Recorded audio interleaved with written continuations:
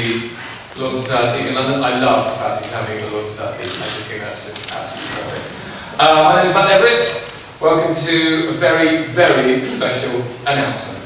A series of European live shows by one of the greatest, the loudest, most exciting rock bands of all time. But more than that, these will be the final European shows this band will ever play. But before we unveil the details and meet the band themselves and a very special guest, let's have a look at the group in action.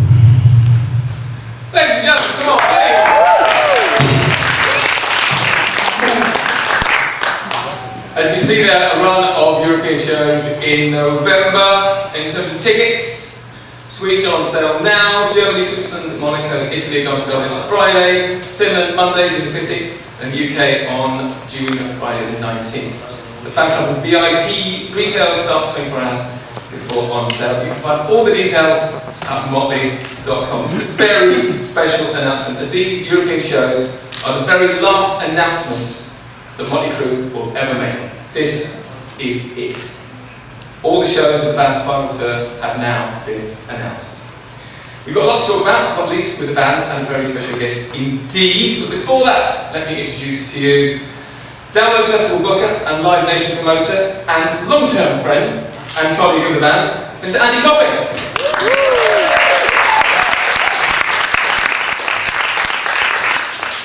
Hello everybody. Can't believe we're at the Law Society. Motley Crüe at the Law Society. They're not going to get out of here, they're going to get fucking arrested, you know that, don't you? I mean, they must have broken every conceivable law in the book over the years. I've had a long history with the band, starting back in 1981 when I discovered the Too Fast for Love album. And I just couldn't believe the music that was on that record. And then when I saw pictures of the band, they just looked like pirates from outer space. I mean, insane. And then we started to see, particularly in the UK, the rock scene changing, where all the fans started to dress up like Mötley Crüe, because they were, definitely the first band out there to really push on the image. And when they finally came to play here in 1984, believe it or not, at Donington Park, Monsters of Rock, they opened the bill, which was headlined by AC/DC, Van Halen, Ozzy Osbourne. Mötley Crüe opened up that show. The show was amazing. Nicky smashes up his bass guitar, throws it out into the crowd. Total mayhem. They came back on the Theatre of Pain tour, and I got to see them then. And this is when they started to get quite adventurous with Tommy's drum kit. I remember Tommy's drum kit tipping up like that, going back down, back up. You've never seen anything like it in your life. And the way that's developed over the years, and obviously on the tour, you're going to see the fucking roller coaster. I mean, a drummer on a roller coaster, and it's just insanity. Just one little ditty. I remember doing a show with them after they played at Download in 2007, and they were playing on the second stage, which was in a tent at the time, and they brought shitloads of pyro with them, and the wonderful health and safety that we had at the festival said they can't have pyro, it's in a tent, you've got to think of the kids and all the rest of it. And the band were pretty cool, and they said, well, it's no problem, we'll take all of the pyro that we've got for the festival, and we're going to put it with the pyro that we've got for the Hammersmith Apollo show, which is 3 days later. I remember sitting in the production office, I was just doing a little bit of business, literally as the band went on stage, and the fucking pyro just was non-stop from start to finish, because they brought all this stuff for Download, and they got some pyro for the Hammersmith show, and it was like World War III going off. It was just totally immense. And there's one thing that you can say about Mötley Crüe: good fun band, great songs. And people have said to me in the past, who's the best fun party band that you've ever seen? And I turn around and say, Mötley Crüe are the party. There's no question about that. So very sad that this is going to be their final tour. Very pleased that we managed to talk them into coming over to the UK and Europe and do the dates which we're announcing today. And in true Mötley Crüe fashion, they want to bring a really good show, really good package, and one of the big parts of them coming over here as well is the fact that we've talked Alice Cooper into coming and playing with them as well. He's been doing the dates in the US, and it's funny because it's 40 years to the year since Alice Cooper played a seminal show at Wembley Arena on the Welcome to My Nightmare tour.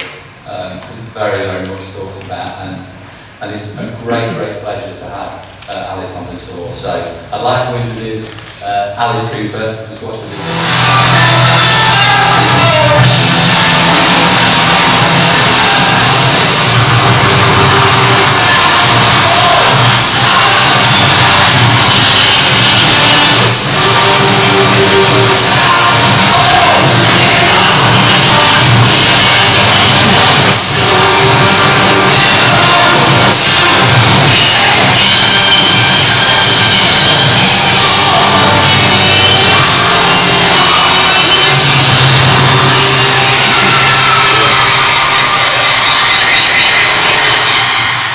Ladies and gentlemen, Alice Cooper.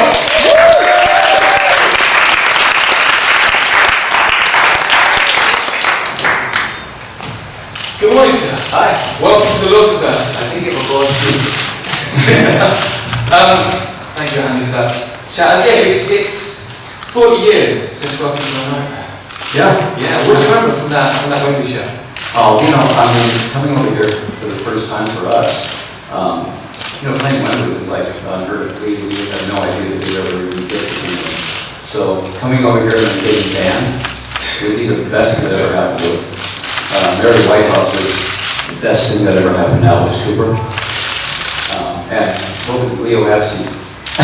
They decided that we were the worst things that could lead of England, and they were right.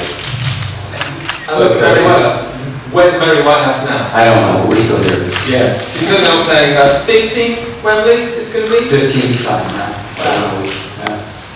And the first time apparently tickets cost £1. Yeah. I know. It's really, well, you know, it's the same thing in Detroit. We used to play in Detroit, you know, it'd be like Iggy and the Stooges, the MC5, Alice Cooper, and The Who, $4. You know, it was just a big difference in what's going on now. Of course, you know, nobody was playing arenas then, you know. Everybody was playing clubs, you know. So, I mean, the arena experience started pretty much when we started doing the big shows. And how are the shows? You've been doing a few shows with Motley Crüe. Have you been enjoying yourself? Oh yeah, yeah. You know, the funny thing is like we've known Motley for years and never played with them. We never did any shows with them ever. And so when they said, "Do you want to send us off in great fashion?" I said, "Absolutely. Yeah, let's go do it." But you know, it's going to be over 150 shows, I think, around the world. We did 85 shows last summer, and pretty much sold out everything that we could sell out. So we still got this whole year to go. And then you take two bands that bring it every night. I mean, really bring it every night, all out. And it's good for the audience because there's just not a lot of rock and roll around anymore. Not real rock, real hard rock. So when you get these two bands, you get a 1-2 punch. We want the audience to be exhausted by the end of the show. If you're going to go big. Yeah, absolutely. I mean, they're quitting. We're not. I'm booked into next century. So, ladies and gentlemen, it's time to come to introduce the band. Please give it up for the mighty, the legendary, the downright devastating Mötley Crüe!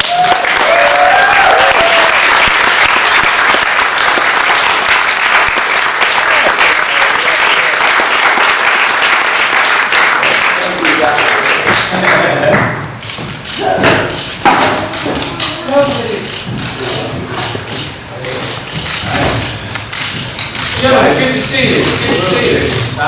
Thanks for coming. Not bad, not bad. Like we have our names in front of us in case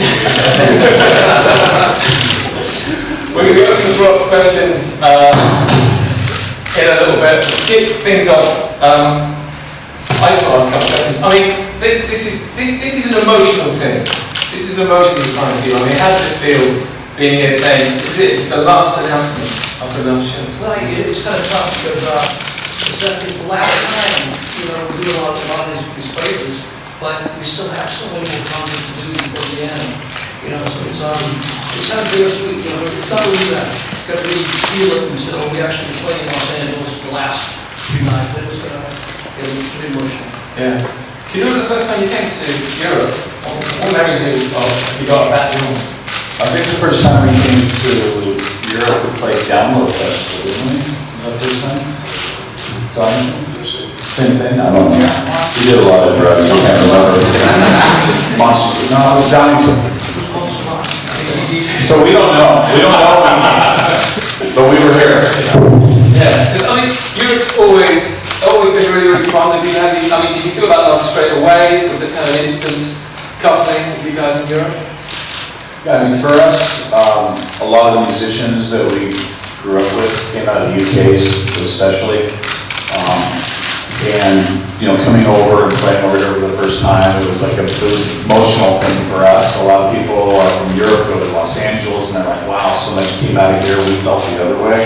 And then we got the Iron Maiden tour as a support band. We got to go all over Europe for the first time. We got to take in the audiences, and we really learned the passion that European fans and UK fans have for rock music. And we take rid of the water bottles. Oh, just Say what? The water bottles, can get rid of these. Thank you. back to Martin. That's good. You can see you now. We've got a gentleman or microphones in start putting the floor. Here we go, wonderful. If you have a question, please straight away. Don't even back. Shirt on. Your name, where you're from, and your question. My name's Lee, I'm from Star Radio in the UK. My question, first of all, is to say I also can't believe the Motley Crüe are in the Royal Society, something that I never thought we'd see. Guys, you obviously signed a contract saying there'll be no more touring.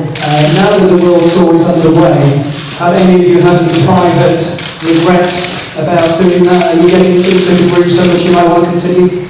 Any regrets, gentlemen? Any regrets? Alice has a regret touring with us. Not at all. Was it a question of, if we do this, we want to go up on top, we want to go at the right point, we want to feel like we're, quitting at the zenith? Is that the point? Tom? Was it a case of kind of thinking, if we do this, we've got to do it at the right point, we've got to be at the right point in our career, not on the side when we're doing really well? We've been talking about, this isn't something that's new, we've been talking about ending the tour, we talked about it about six years ago in Japan, and we sat down and tried to figure out how we want to end this.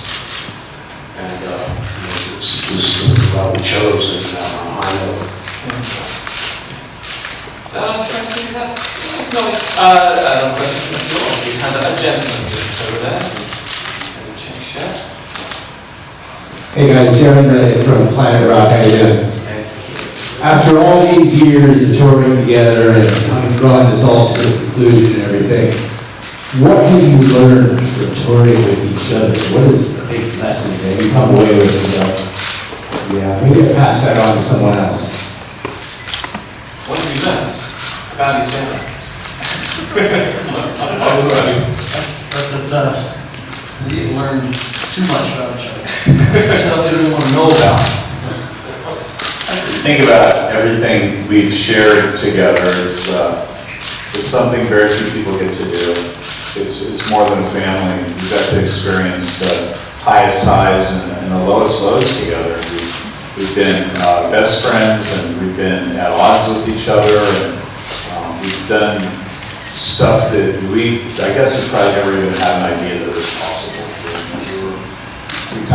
We went by blind faith and passion and love for music, and we just, accidentally woke up, and it's been almost 35 years, so it's kind of amazing. It's a remarkable point to reach in your career, and many other bands, kind of peers or groups around the time have kind of faded away. You guys are still doing it, you're doing these huge dates. I mean, what is that? Is it down to reinvention every so often? Why do you think you've survived? I think maybe because when you look out at the crowd, it's not just the people that grow up with it. It's not the 50-year-olds out there. It's their kids and their grandkids. When we became a multi-generational band, it's everything in between. It's not just rockers out there. There's like a rock guy, all decked out, and I'm sitting next to a guy in a suit. And everything in between, yeah, just like it.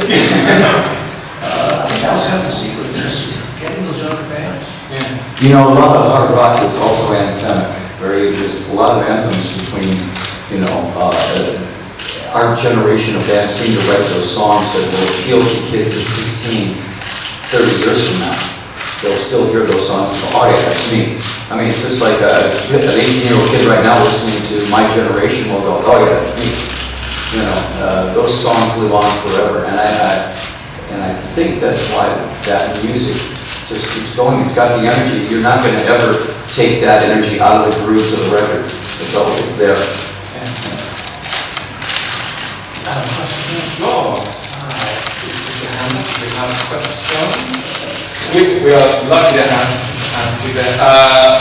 How's it been having the legend is Alice Cooper on the top? Mick, has it been? I guess it's just wonderful having him here. Yes, it is wonderful having you back. Well, for you, it's fun for us because these guys are at the same school, Yeah. I can just speak for myself. I must have been about 14 years old, and this kid that I was hanging out with, his older sister was really hot, so I decided to become friends with him. And he took me to his house, and I saw this poster. I'd never seen anything like it before. It was this man, woman with a snake, and I go, what is that? And he goes, it's this. and he put on Alice Cooper, and I fell in love with Alice's music, and everything about Alice Cooper from day one. Been a fan, seen him a million times. So when the opportunity came to tour together, I kind of pinched myself, to be honest with you. I feel like maybe we should be opening for Alice, but I think it's really not an opening or headlining thing. It's we're a gang. It's like all of us are going out doing this together, and we're really proud to, put our final stamp on our career with Alice next to us. So thanks. So how do you go about putting together a set for these shows? Final shows? Then is it just a question of sculpting something that's just going to be just knocking people dead, as Alice says, from start to finish? You've got to do music itself. Yeah. We've got to play the hits. And there's always going to be those people that go, why don't you play some obscure songs? That people that into our career. But, there's always going to be those pissed off people, but you still have to play the songs that everybody really wants to hear. And it's fun for us too to play the song. I mean, for me, I go there and love language, wild style, filters, songs people want to hear. This is going to be the biggest production in terms of the stage sets and everything that you've ever done in Europe, ever. You're going out on a high. So Tommy, is it great that it's going to be like just a little four-piece drum kit, like a little jazz kit, quite quiet, low-key, little cymbals, is that right? Is that how it's going to be? Tell me a bit about the monster. Tell me about what people are going to get a chance to see. That we're bringing over here to Europe. And one of the things, other than the massiveness of the show, is the ginormous roller coaster. It goes out about 200 feet out in the audience. And Farther than this room. yeah, Wait, when you look around and look back there, you go, holy fuck. yeah, about 60 feet in the air. We've also got a new addition called the Cruise Nest, and we actually at the end of the show we go out and perform a number, and it's kind of like I don't know how to explain it. There's a bunch of seats around the stage, and they rise up with us, and they get this like insane view from probably about 40 feet up in the air with us while we're playing. So the show is just insane. I'm looking forward to coming over here and playing for everybody. And we have incendiary musical instruments. Musical instruments that would be seen as being weapons in any other context. Flaming weapons. What? Flaming instruments. Oh, flaming instruments? Yeah. We have so much pyro that they have to put a fire retardant on our stage plays. There's been times when when we're putting our shows together and we're running through everything. I remember, where was that? We all had to jump off. Tony had to jump off his drums. We had to jump down into the pit because it got so hot on stage. We have to listen to Vegas, right? Yeah, the whole show is just based on fire. So that's a big part of our show. Our pyro show, we've been developing pyro since very early on. We would hang around pyro companies and figure out how to do stunts. And you think back all the way to the beginning, Vince used to light me on fire on stage. And there was a starting point in this kind of crazy journey with pyrotechnics and over the top productions. And we work really hard with developing fresh new looks where we think that it's kind of the artist's responsibility to keep pushing the envelope. There's a lot of great stuff out there, but sometimes you see the same stuff at a lot of the same shows. So we really pride ourselves on trying to push that. In the audience, you got a hand up? Oh, we have in the front row. Let's set with the microphone. Come on. There you go. I got two questions, but one has already been answered. So, Christina from Sonic Shots, I was wondering, okay, you signed the contract to stop touring, but it's not really the end of Mötley Crüe, and there's a project we've been talking about for a long time and never happened, which is the movie on the dirt. Could this be a good time, maybe, to make it happen? Time frame on the movie? Yeah, so the dirt, obviously, the book and now, there's been talking about it for a long time.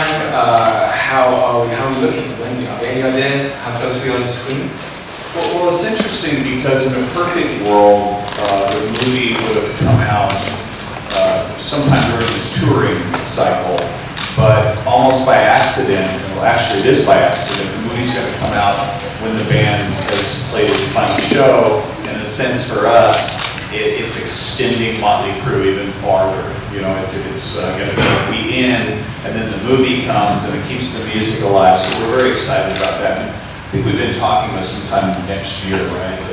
It's kind of the rough idea that, you know, who knows, we don't make movies, you know, this is our first time up to bat, and we're learning a lot. I mean, there is that question of kind of what happens next. What's the next kind of project you're going to do? So you've got this show in LA on New Zealand, which is sold out in advance, pre-sale sold out.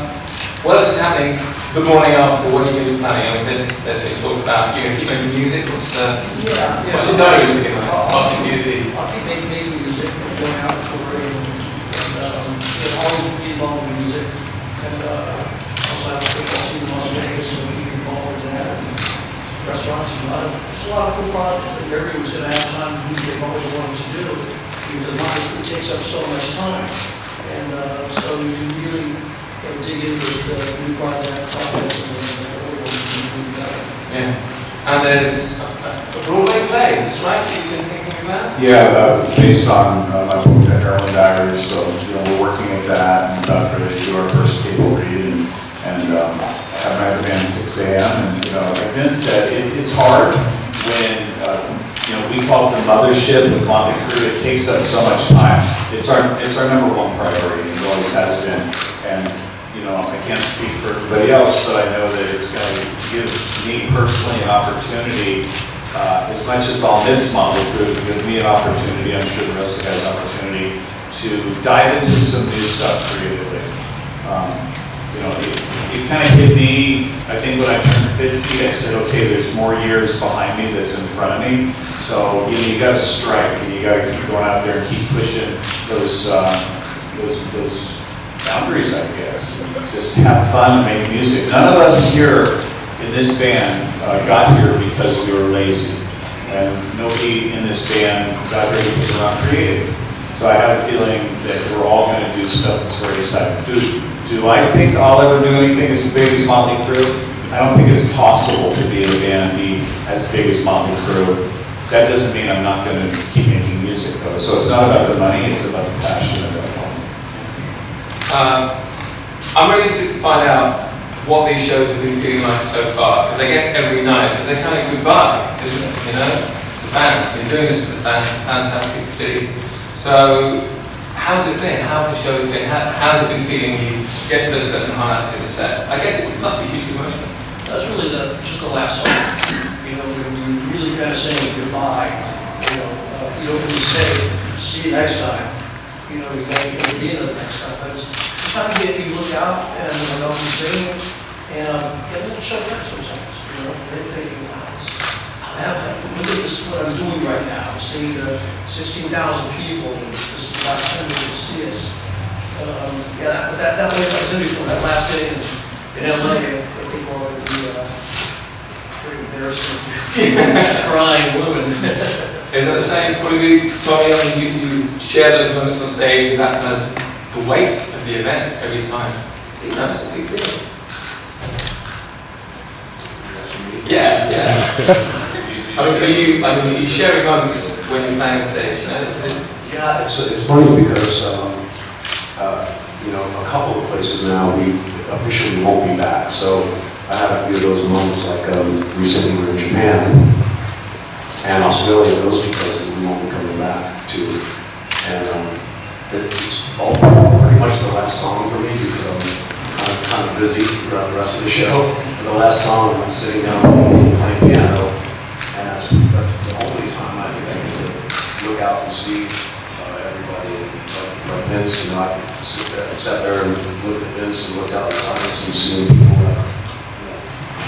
wave goodbye, or people crying. It's just it hits you then, and you're like, wow, this is fucking crazy. This is it. You know,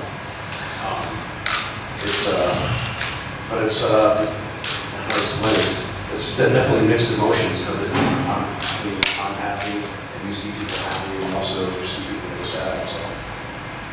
It's an emotional thing. Just finally, have you got a message to the fans that are going to be coming to these dates? Start with us. Have you got a message for people who are going? What are they going to get? Alice, yeah. Have you got a message for? Oh, we do. It's all about the show. I think the audience, the whole deal about these two bands is that every show is treated like the last show. You get up there and it's the middle of the tour, you're still that night killing the audience. The idea is to kill the audience, and walk away. And I think both bands have that attitude. You never just kind of get up and go through the motions, you'll walk through it. You go up there and absolutely nail the audience. We want them talking about that show more than anything else. That's always been my attitude, is for 45 years, is never give the audience a chance to get their breath, And I think that the state of rock and roll right now is so limp, there's not a lot of rock and roll bands out there. So that's why I think you're seeing Ozzy and you're seeing Aerosmith and bands like that, and Mötley Crüe and Alice Cooper are still killing it on stage. And that's the only way we know how to do it. That's really the only way we've been taught to do it, and that's the only way you really know how to do it. So this will be a rock and roll extravaganza. Gentlemen, thank you very much for coming in. Everybody, please give it up. Motley Crüe, let's give it up!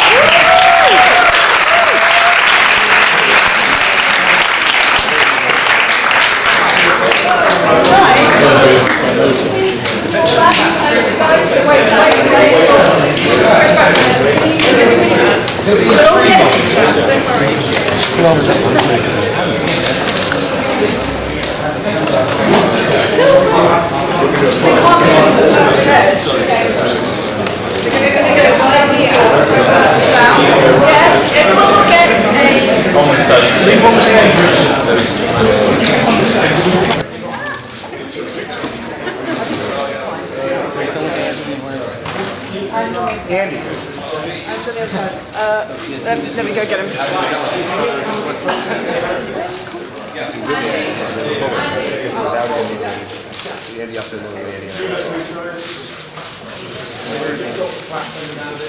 And guys, straight ahead for me, please. And that's probably good. And round to the left. And a check the sides.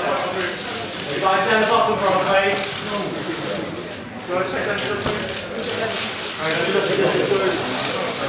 and Jets, his eyes straight up to the top for me, please. Jets, eyes straight ahead again. Guys, One to the left, please. to the right, guys, to the right. And Alex, we're going to put it in here, sir. Alex, his eyes to the middle, please, sir.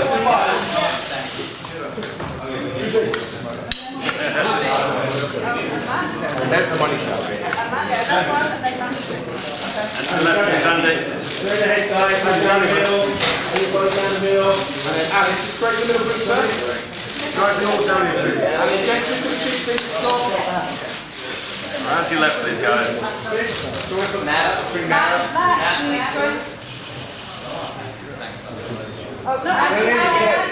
Guys, all here first, and then do everybody else. And Jets, his eyes straight ahead for me. And then straight in the middle. All down here, please. You're all right, guys. Can we just have the band? Yeah. Thank you.